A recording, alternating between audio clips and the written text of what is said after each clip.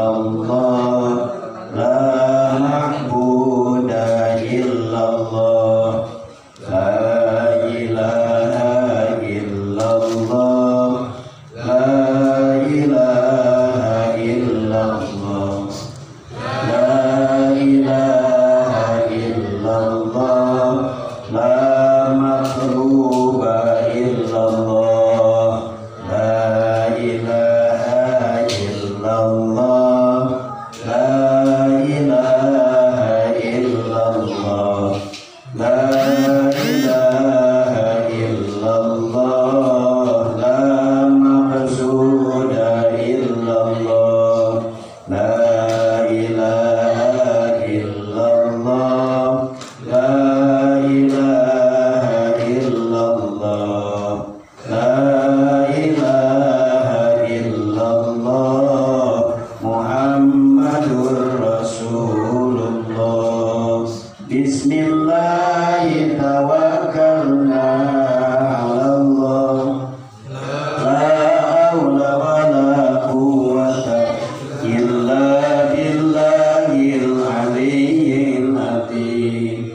Astaghfirullahaladzim wa atubu ilaihi. Rabbi shrah li sadri wa yassir li amri wahlul 'uqdatam min lisani yafqahu qawli. Ya Fattahu ya Alim, Rabbi zidni ilma warzuqni fahma.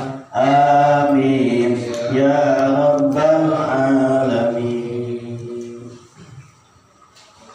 Assalamualaikum warahmatullahi wabarakatuh. Waalaikumsalam warahmatullahi wabarakatuh. Alhamdulillahilladzi waffaqa man yasha'u min ibadihi li adai afdhalit tha'at wa iktisabi akmalis sa'adat. Asyhadu an la ilaha illallah al-muttasifu bi jami'il kamalat, wa asyhadu anna sayyidana wa nabiyyana Muhammadan abduhu wa rasuluhu afdalul makhluqat. Sallallahu wa sallam alaihi wa ala alihi wa ashabihi al-anju min nirad, salatan wa salaman daimaini madamatil ardi was samawat. Amma ba'du, faqad qala ta'ala fi kitabihil azim wa huwa asdaqul qailin. A'udzu billahi minasy syaithanir rajim. Bismillahirrahmanirrahim. Inna rahmatallahi qaribum minal muhsinin. Sadaqallahul azim wa sadaqa rasuluhul karim wa nahnu ala dzalika minasy syahidin wa syakirin walhamdulillahi rabbil alamin. Hadirin wal hadirat, kaum muslimin wal muslimat, jamaah salat maghrib mushola al-hidayah 2 yang dirahmati dan dimuliakan oleh Allah Subhanahu wa Ta'ala. Wabil khusus yang terhormat para alimil ulama, para asatid, para guru, segenap tokoh masyarakat ataupun agama, para hujaj, bapak ibu, para remaja dan adik-adik yang saya hormati dan saya muliakan. Wabil khusus alhamdulillah hadir bersama-sama kita Ketua RT 03 RW 018 Bapak RT Edi Suheri, dan juga tentunya beserta perangkat RT yang hadir pada kesempatan malam hari ini, Pak Haji Ahmad Satiri, kemudian Pak Dasa Isen selaku RT hormat di lingkungan RW 018, juga Pak siapa yang satu Pak Sajid ya, Pak Teguh ya, Pak Teguh orangnya sering lihat, sering ketemu, cuma cuma namanya belum ngasih tahu. Belum kenalan nih Pak Ustadz. Ya belum ngasih tahu. Gitu. Makanya saya karena belum dikasih tahu, gitu. Jadi saya yang nanya. Juga Pak Sajid selaku sohibul wilayah di sini. Alhamdulillah beliau yang jagain musola hidayah juga. Gitu. Juga pimpinan majelis Atibai Abah Heri beserta jamaah. Juga Pak siapa yang di belakang?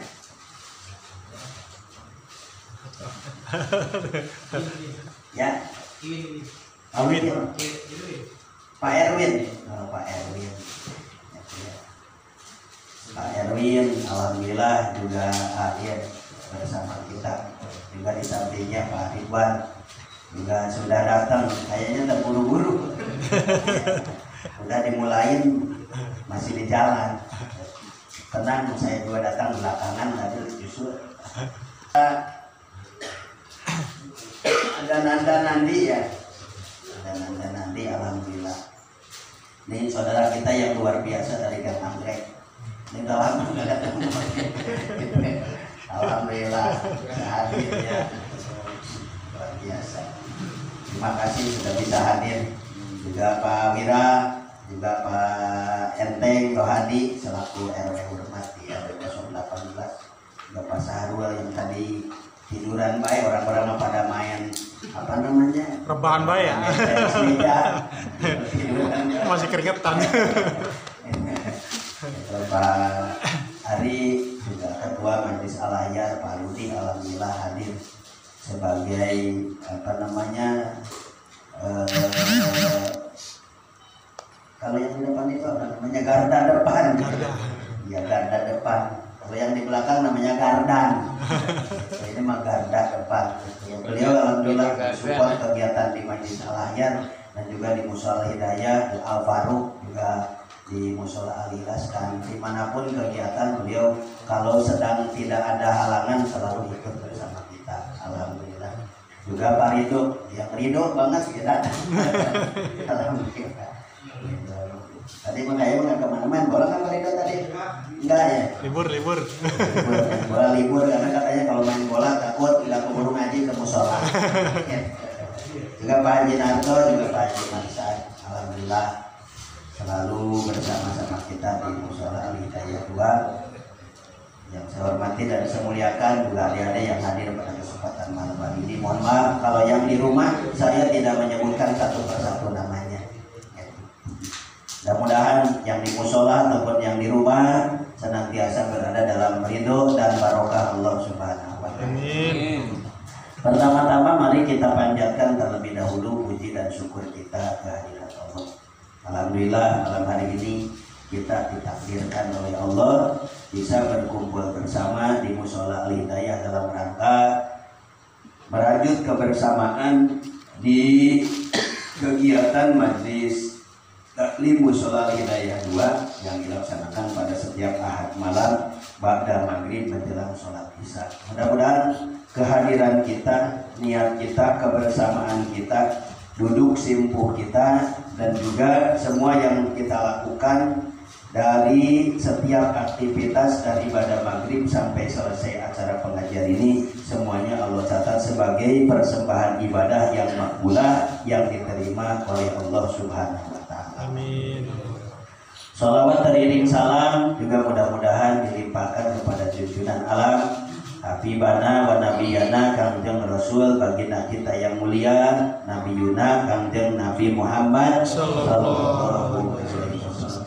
Pada segenap keluarga, sahabat pengikutnya, mudah-mudahan kita dipilih menjadi umatnya dan nanti di yaumul qiyamah kita akan diberikan syafaatul uzmanya. Amin ya Allah ya Rabbal alamin. Sebelum kita melanjutkan kepada makalah atau materi, kita terlebih dahulu bacakan Ummul Quran suratul Fatihah. Pertama, mudah-mudahan kita ditambahkan dan dijaga kesehatan kita sehingga kita bisa melaksanakan dan melangsungkan kegiatan muamalah khususnya juga ibadah kepada Allah Subhanahu wa Ta'ala dengan maksimal. Ditetapkan kita dalam keimanan dalam Islam dan juga dalam kecintaan kita kepada Allah dalam rangka menjunjung tinggi dan mengamalkan syariat agama Islam yang dibawa oleh baginda Rasul Nabi kita Kanjeng Nabi Muhammad Sallallahu alaihi wasallam. Mudah-mudahan Allah mudahkan urusan-urusan kita, juga mudah-mudahan Allah berkahkan rezeki dan kehidupan kita, serta mudah-mudahan pula Allah menambah ilmu dan manfaat serta barokahnya dalam kehidupan kita, dan juga mudah-mudahan pula sehat jasmani dan rohani, dicukupkan lahir dan batin, berakhir dari hidup sampai wafat dalam keadaan diridhoi dan diberikan syafaat Rasul Nabi Muhammad SAW. Bagi saudara-saudara kita, keluarga kita yang sedang sakit, Pak Parman ini udah lama nih Pak Parman ya, tapi sudah nyaut kalau di rumah, alhamdulillah. Kita belum sempat nengok kembali, ya belum sempat nengokin, karena nengokin orang sakit hukumnya haram. Kasihan katanya, biarin aja orang lagi enak-enak ditengokin. Gitu. Kasihan sakit kalau ditengokin, kalau dijenguk mah boleh. Jenguk boleh. Dan kan udah bisa nengok apa yang kita tengokin, udah bisa, alhamdulillah bisa nengok, jadi nggak usah ditengokin, bisa dijenguk boleh. Ya. Pak Parman, kemudian siapa lagi kemarin ada yang sedang sakit ya. Saudara-saudara kita, jamaah kita di Majlis Abi Bakti, di Majlis Al-Hayat, juga di Majlis Mushola Al-Hidayah, Al-Ikhlas, pokoknya saudara-saudara kita yang saat ini sedang sakit, baik di rumah ataupun di rumah sakit, baik sakit biasa ataupun kronis, mudah-mudahan segera disembuhkan oleh Allah Subhanahu wa Ta'ala. Amin. Sehat, afiat kembali, pulih kembali, bisa beraktivitas kembali, dan bisa menjalankan perintah Allah kembali dengan maksimal, dan mudah-mudahan sakitnya menjadi bagian cara dan upaya dari Allah, dan yang sakit untuk mendapatkan ridho Allah Subhanahu wa Ta'ala dan tambahan barokah dalam kehidupannya, khususnya nilai kesabarannya yang dilipat gandakan oleh Allah Subhanahu wa Ta'ala. Juga bagi saudara-saudara kita, orang tua kita, khususnya Pak Lili, kerabat kita yang sudah wafat, para muwakil Mushola Al-Hidayah 2, para donatur, para simpatisan, segenap panitia yang tercatat dalam kepanitiaan tapi sudah kembali kepada Allah. Pak Bambang almarhum, kemudian keluarga besar Pak Haji Mursyid, juga keluarga besar Pak RT Sarin, ya, Sarin, Pak RW, Pak RT, Pak RW Sarin, dan keluarga kita semuanya.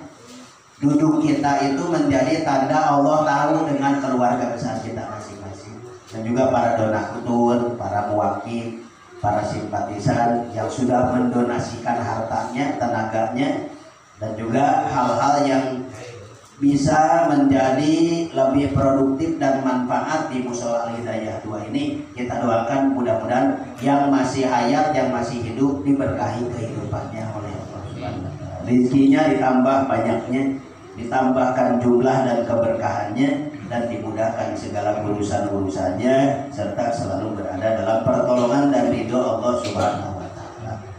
Juga bagi yang sudah wafat, kita doakan mudah-mudahan sesepuh kita yang sudah kembali kepada Allah, yang sudah menancapkan tonggak kebaikan dan juga sudah menanam tanaman-tanaman amal kebaikan, mudah-mudahan tanamannya tumbuh berkembang subur dan menghasilkan panen yang berlipat.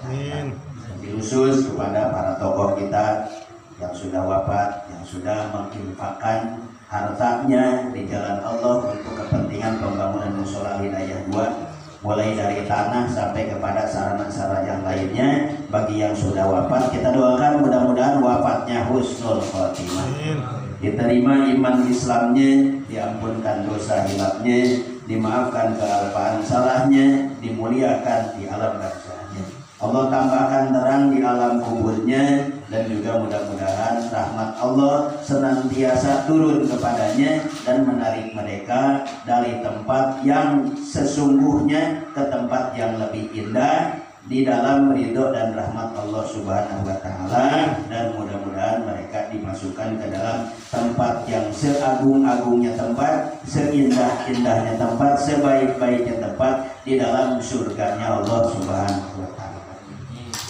Dan bagi kita yang masih diberikan kesempatan saat ini untuk beramal, berbakti dan beribadah, mudah-mudahan kesempatan ini adalah kesempatan yang terbaik dari Allah kepada kita, agar kita bisa menjadi hambanya yang patuh menjalankan perintahnya, patuh menjalankan larangannya untuk ditinggalkannya, dan juga mudah-mudahan Allah kuatkan hati kita untuk senantiasa istiqomah, kuat dalam menjalankan keyakinan kita dalam rangka ibadah kepada Allah Subhanahu wa taala. Wabil khusus jamaah Mushola Al-Hidayah 2, kemudian jamaah Majlis Al-Ayat, jamaah Majlis Adiba, kemudian Al-Faruq, dan juga Mushola Al-Hidayah, Al-Ikhlas, dan juga jamaah-jamaah lain yang senantiasa berkontribusi untuk mensiarkan dan memakmurkan Mushola Al-Hidayah 2. Mudah-mudahan diijabah oleh Allah Subhanahu wa taala. Baiklah Bapak Ibu sekalian, mari kita lanjutkan kepada makalah tentang rukun iman. Kalau nggak salah ya, kemarin kita selesai rukun Islam ya. Kita selesai semua kan kemarin? Sudah ya.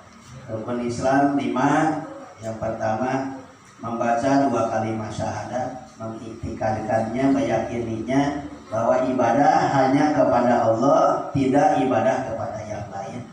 2, beriktikad kepada Rasulullah SAW, Nabi Muhammad, bahwa beliau adalah utusannya dan juga menjadi nabi ya Allah Subhanahu wa taala. Yang kedua, mendirikan sholat. Kemudian yang ketiga, mengeluarkan zakat. Kemudian yang keempat, saum di bulan Ramadan. Dan yang terakhir, yang kelima adalah menunaikan ibadah haji jika kuasa atau jika mampu keilmuannya, mampu biaya perjalanannya, kemudian aman perjalanannya, aman negara yang dijadikan tujuan ibadah, dan cukup bekal untuk biaya berangkat, biaya di tempat, biaya pulang kembali, dan biaya untuk keluarga yang ditinggalkan. Dan pada saat ini kita akan melanjutkan kepada bagian yang kedua tentang rukun iman. Faslun arkanul imani sittatun. Pasal ini menjelaskan tentang rukun iman. Arkanul imani sittatun, rukun iman itu ada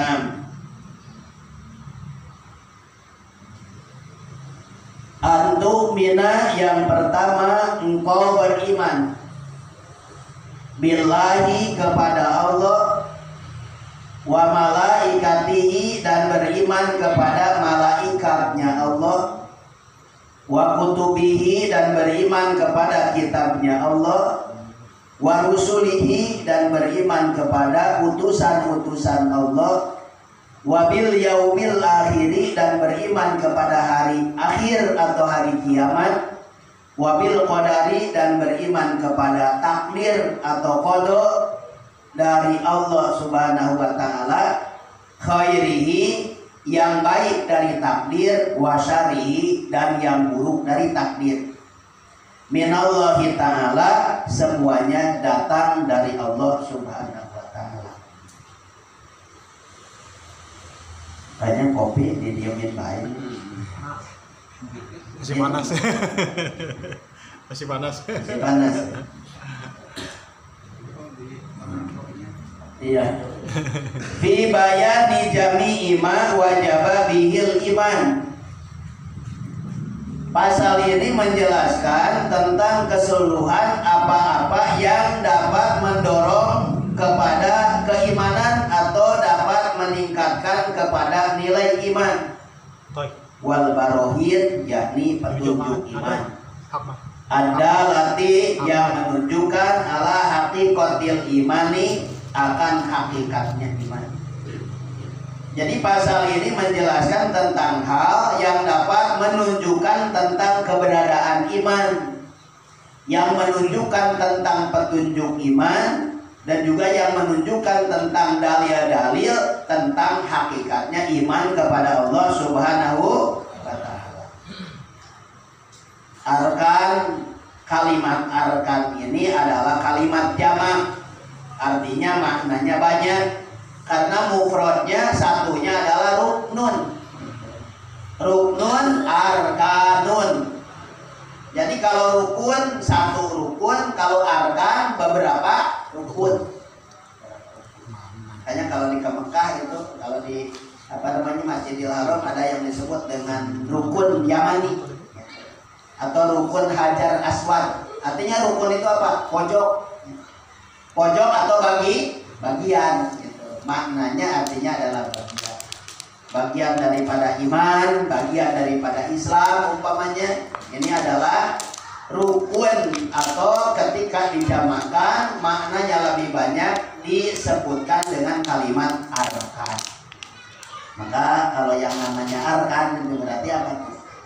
Pojokan yang banyak. Itu maksudnya mah itu bapaknya bukan pojokan yang banyak, dia mah banyak memiliki pojokan. Kirain gang, bukan pojokan.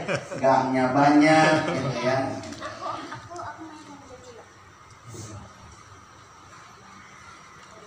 Arkanul imani, adapun rukunnya iman, sitatun ada 6. Ini gampang sebetulnya. Kalau kita hafalkan secara secara tekstual dengan kalimat yang ada rukun iman ada 6, udah kan?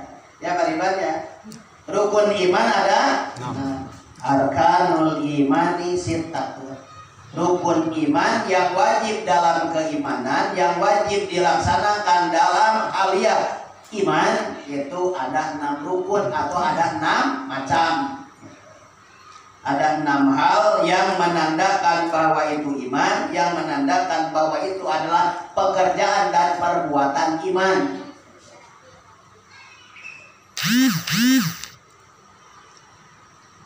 Ai jami ima wajabal iman bihi wal barohin, yakni hal-hal yang mewajibkan tentang keimanan dan amalia untuk menandakan tanda iman atau sebagai tanda iman, sehingga menjadi tanda atau petunjuk atau dalil ala hakikatil imani, terhadap hakikatnya iman.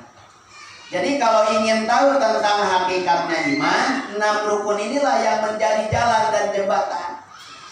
Jadi belum akan tembus kepada hakikat iman, hakikatnya keyakinan, kalau belum tahu satu persatu, kalau belum mengamalkan satu persatu di antara rukun yang 6. Jadi artinya apa? Modal untuk bisa tahu hakikatnya iman berarti 6 ini. 6 rukun.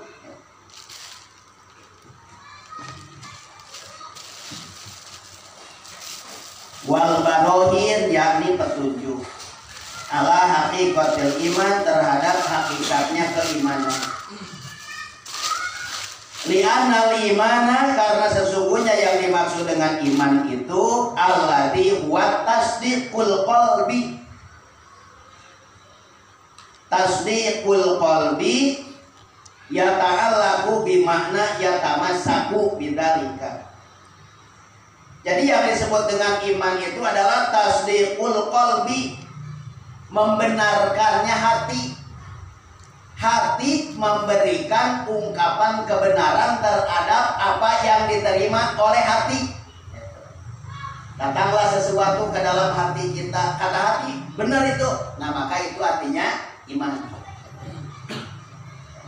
Disebutnya iman. Jadi iman itu at-tasdiqul qalbiyyu, kebenaran hati, atau membenarkannya hati terhadap apa-apa yang datang di dalam hati atau ke dalam hati, atau sesuatu yang dibenarkan oleh hati ketika datang, ketika adanya sesuatu yang datang ke dalam hati. Kira-kira beribet gak nih?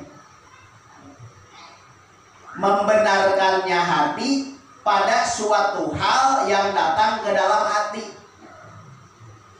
Nah, Nah itu disebutnya apa? Membenarkannya disebutnya iman. Tasdiqul qalbi, membenarkannya hati atau kebenaran hati. Fal imanu, adapun iman yang dimaksud dengan iman lugatan menurut bahasa mutlaqut tasdiq, yaitu membenarkan. Jadi setiap yang maknanya membenarkan menurut ilmu lugat, ilmu bahasa tentang iman itu disebutnya iman. Disebutnya apa? At-tasdiq. Membenarkan apa saja?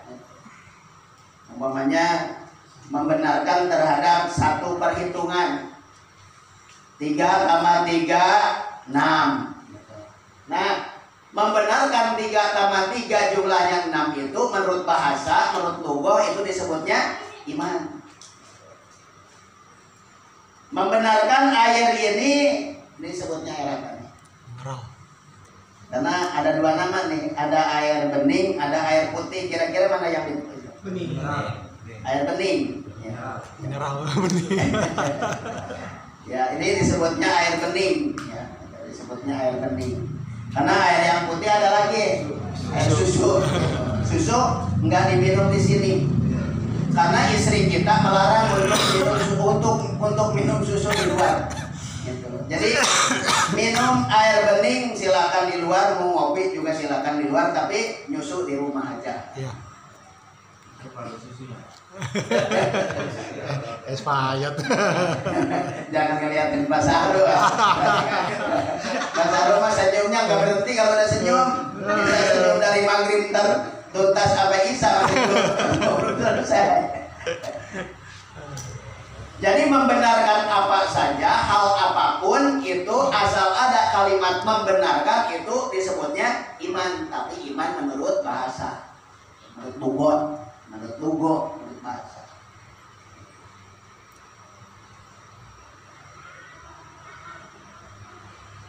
Sawaun kana bima jaa bihin nabiyyu au bi ghairihi. Sama saja membenarkannya terhadap apa yang datang dari Kanjeng Nabi atau bukan dari Kanjeng Nabi. Jadi membenarkan terhadap apa yang datang dan dibawa oleh Kanjeng Nabi dibenarkan oleh hati kita, seperti meyakininya atau membenarkan hati kita terhadap ajaran agama Islam yang dibawa oleh Kanjeng Nabi Muhammad. Atau ada berita lain yang sampai kepada kita tapi bukan dari Kanjeng Nabi, itu kita benarkan. Maka membenarkannya menurut bahasa, menurut lugah disebutnya iman. Sebutnya apa tuh Pak? Iman. Sebutnya iman.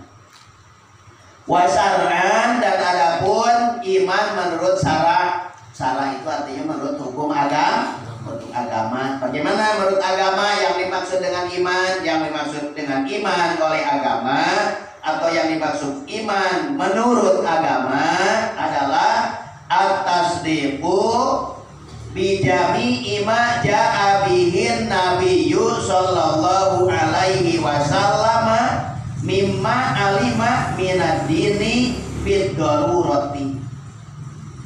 Sudah ketangkep kalimatnya? Wasar'an at-tasdiqu bijami ima ja'a bihin nabiyyu sallallahu alaihi wasallam mimma alima minad dini bid darurati. At-tasdiqu, apa tadi at-tasdiq? Membenarkan. At-tasdiqu yaitu membenarkan bijami ima terhadap semua apa-apa ja'a yang datang bihi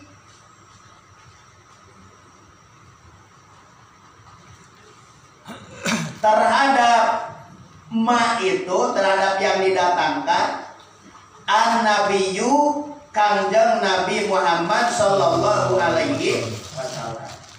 Jadi yang dimaksud iman menurut agama, iman menurut syara, iman menurut Islam adalah at-tasdiqu bijami'i ma ja'a bihin nabiyyu sallallahu alaihi wasallam mimma alima minad dini bid-darurah.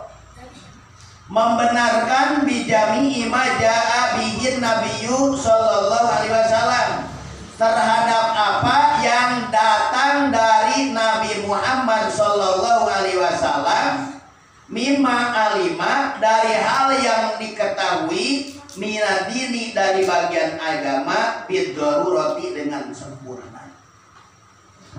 Jadi membenarkan terhadap apapun yang dibawa oleh Kanjeng Nabi Muhammad sallallahu alaihi wasallam dari bagian-bagian agama yang diyakini kesempurnaannya. Jadi dibenarkan semuanya, apa saja yang datang dari Kanjeng Nabi, apa saja berita yang dibawa oleh Kanjeng Nabi, Nabi kita Nabi Muhammad sallallahu alaihi wasallam, kemudian itu dibenarkan, membenarkan semua yang dibawa oleh Kanjeng Nabi, itu namanya iman. Cuman imannya menurut agama, itu menurut syara. Jadi bapak-bapak, kalau sudah ada rasa, sudah ada nilai-nilai kekuatan di dalam hati, ketika kita mendengar, ketika kita melihat, ketika kita mendapatkan sesuatu hal yang itu dibawa dari Kanjeng Nabi Muhammad SAW, yakni bagian-bagian agama Islam yang sempurna, maka membenarkannya itu pertanda kita memiliki iman. Bagaimana kalau nggak percaya? Berarti la imanalah, tidak ada iman baginya. Artinya apa? Tidak punya iman, tidak memiliki iman, atau tidak beriman. Nah, disinilah ketahuan nih siapa orang yang beriman dan orang yang tidak beriman. Orang yang beriman itu adalah orang yang membenarkan dan meyakini apa yang dibawa oleh Kanjeng Nabi berupa agama yang sempurna, kemudian diamalkan dalam konsekuensi hidup sehari-hari sebagai bentuk pengabdian dan kepatuhan kepada yang membawanya. Satu, membawanya agama Islam berarti Kanjeng Nabi Muhammad. Yang kedua, yang membawanya yaitu Kanjeng Nabi Muhammad dan agamanya berarti Allah Subhanahu wa Ta'ala. Membenarkan kepada yang membawanya agama itu berarti Nabi Muhammad. Berarti siapa yang membawakannya adalah Allah Subhanahu wa Ta'ala. Berarti membenarkan kepada agama yang dibawa oleh Kanjeng Nabi berarti membenarkan kepada Kanjeng Nabi sebagai Nabi dan utusan Allah. Kalau sudah membenarkan kepada Kanjeng Nabi sebagai Nabi dan utusan Allah, berarti membenarkan pula akan keberadaan Allah Subhanahu wa Ta'ala yang telah menurunkan mukjizat agama kepada Kanjeng Nabi. Memang kalau belajar apa namanya, belajar tauhid, belajar keimanan, mah kita jauh banget ya. Sudah Pak?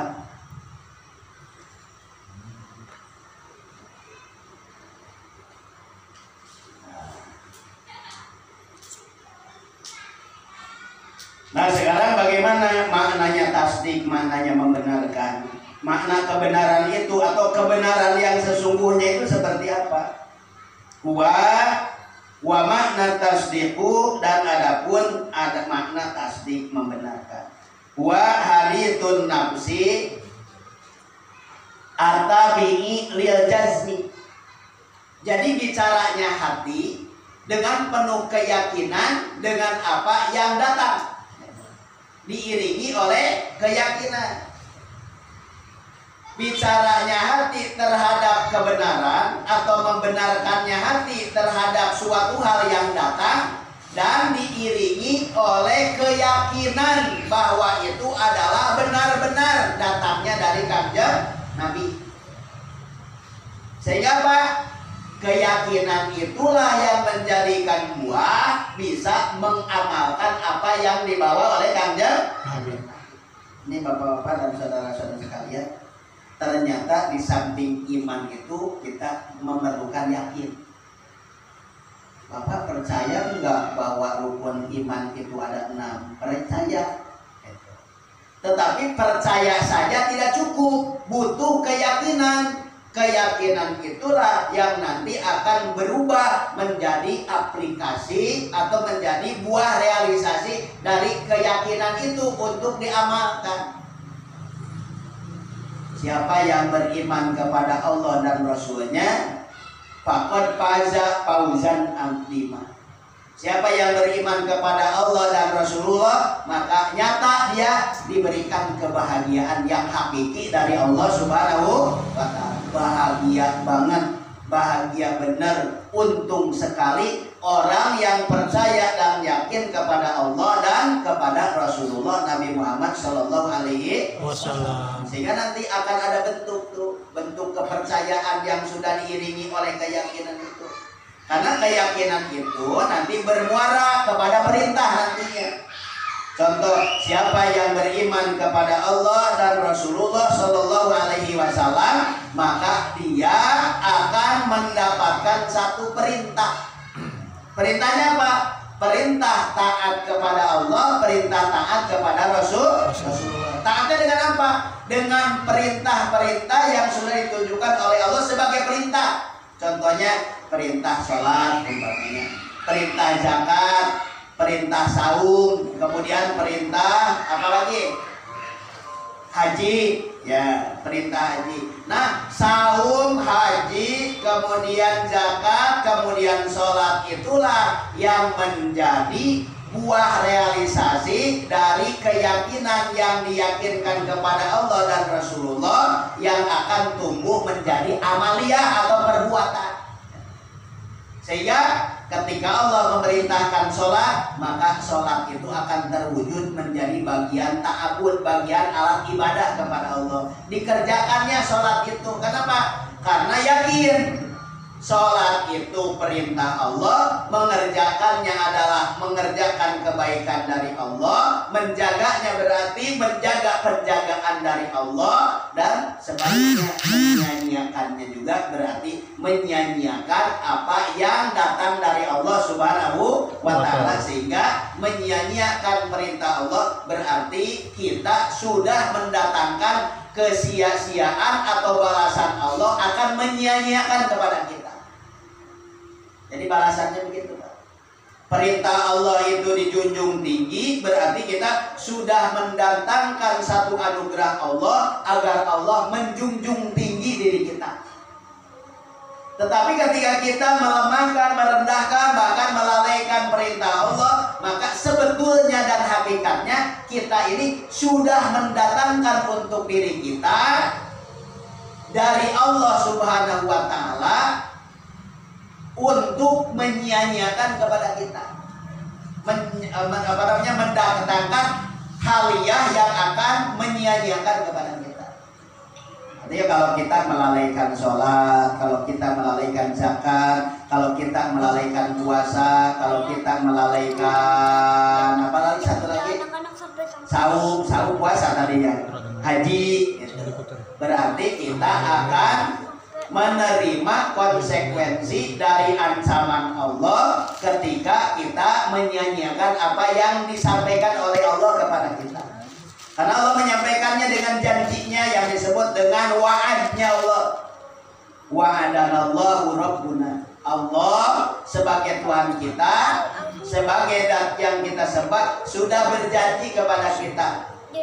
Wa may yuti'illaha wa rasulahu faqad faza fauzan 'azima. Pertama, ketika kita mendatangkan atau melakukan satu ketaatan dan kepatuhan kepada Allah dan Rasulullah, maka Allah berjanji akan membuat kita bahagia dalam itu. Faza fauzan 'azima. Kebahagiaan yang sangat luar biasa, kebahagiaan yang sangat banyak, kebahagiaan yang sangat mendalam, kebahagiaan yang tiada terbatas. Fauzan azimah itu artinya apa? Kebahagiaan yang tidak ada batasnya. Ya namanya nggak ada batasnya berarti nggak ada patoknya. Nggak ada patoknya, nggak dipatokin nih sampai mana kebahagiaan itu. Sampai Allah memberikan batasan kebahagiaan. Jadi pokoknya kata Allah bahagia, bahagia. Kata Allah senang, senang. Kata Allah nikmat, nikmat. Udah mau isya ya sebentar.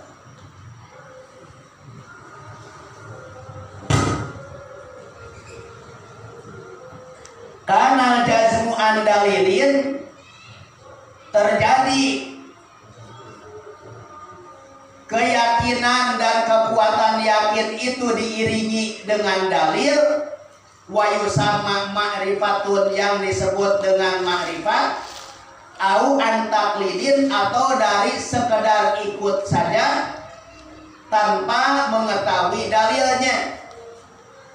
Jadi begitu pula tentang tingkat jazimnya kita atau keyakinan yang kuat kita kepada Allah dan Rasulullah diiringi, diikuti dengan dalil, dengan keterangan yang menyatakan tentang perintah Allah Subhanahu wa taala tadi, ataupun tidak tahu dalilnya tapi kita tetap keyakinannya yang disebut dengan taklid. Jadi mengikuti keyakinan, mengikuti yang diyakini oleh orang-orang yang sudah meyakini. Contohnya begini, Pak.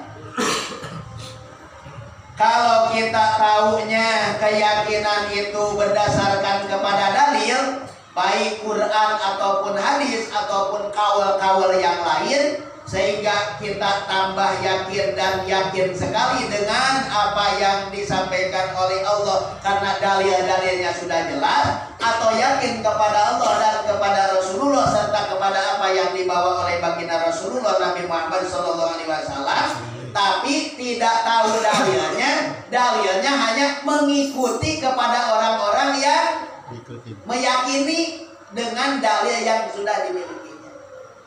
Contohnya, umpamanya, anggaplah saya umpamanya tahu dalilnya, umpamanya saya percaya kepada Allah karena dalilnya sudah dibaca.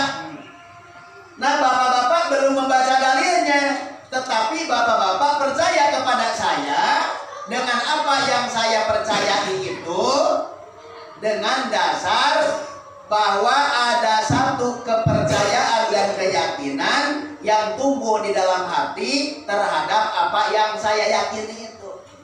Jadi, nah itu disebutnya apa? Mengikuti keyakinan atas keyakinan yang berdasarkan dalil. Tapi kita belum tahu dalilnya. Nah, kalau kita yakin kepada Allah, jazim kepada Allah, berdasarkan kepada dalil atau keterangan-keterangan yang qat'i, yang kuat, itu disebutnya makrifat. Disebutnya apa? Disebutnya makrifat. Karena makrifat itu mengetahui dalilnya tentang keyakinan dan tentang apa yang diyakini.